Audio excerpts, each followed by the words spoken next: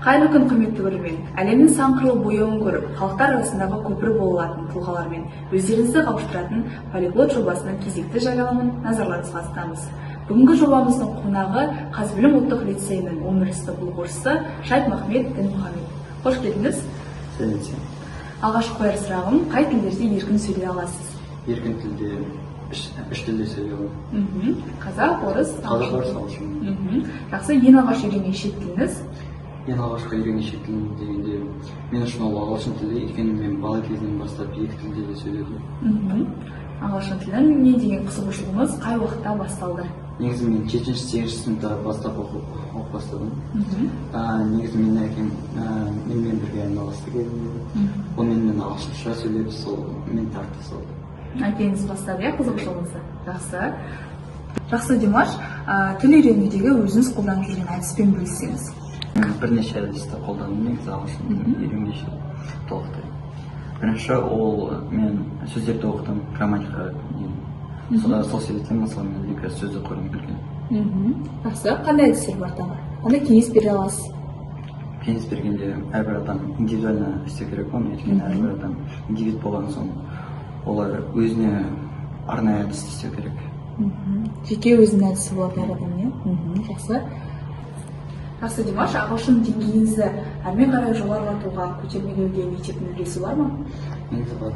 Мектепте 10 сыныптан бастап оқимын, және 10 сыныпта бізде Мөлдір апай деген мұғалім болды.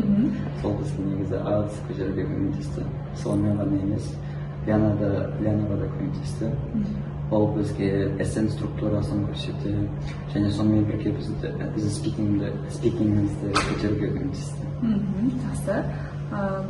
Осы шет тілін меңгеру барысындағы жеткен жетістіктеріңіз бар ма? Айыз тапсырғым дедіңіз. Мен айыз тапсырдым. Айызды мен жоғарырақ балл алдым деп айта алмаймын негізі.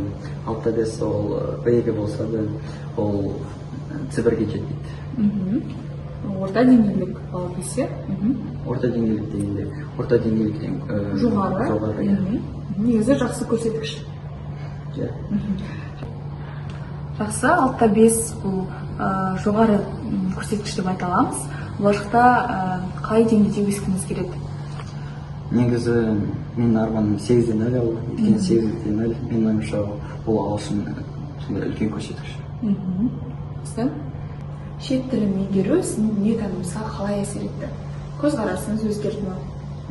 Негізі өте қатты өзгерді, өйткені мен өзім орыс және қазақ контентті көп көріп, көп заттарды меңгеру, бірақ одан да гөрі ағылшын тілінде ақпарат көбірек, және өз ақпараттың сапасы да жақсырақ.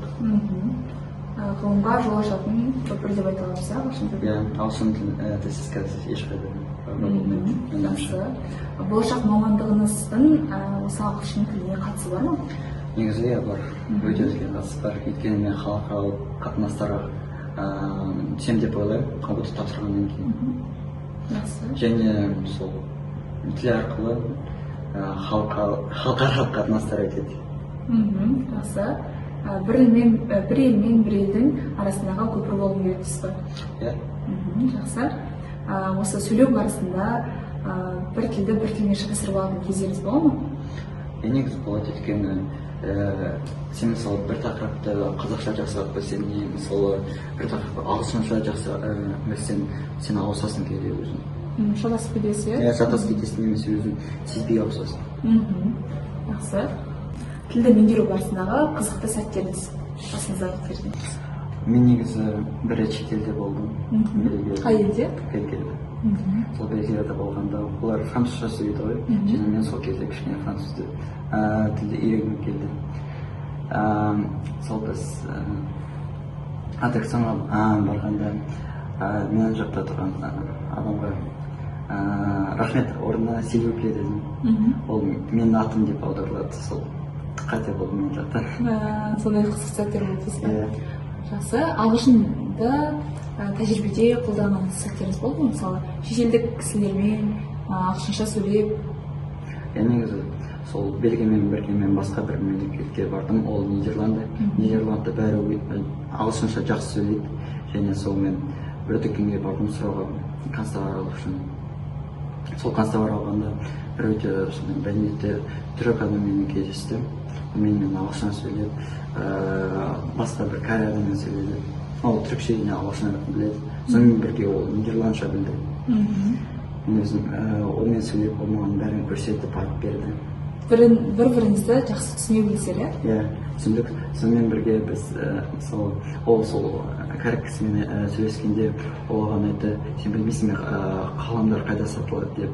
Сонымен түсініп қалам деген сөзді. Сөз айттым, мені қалам иә деп.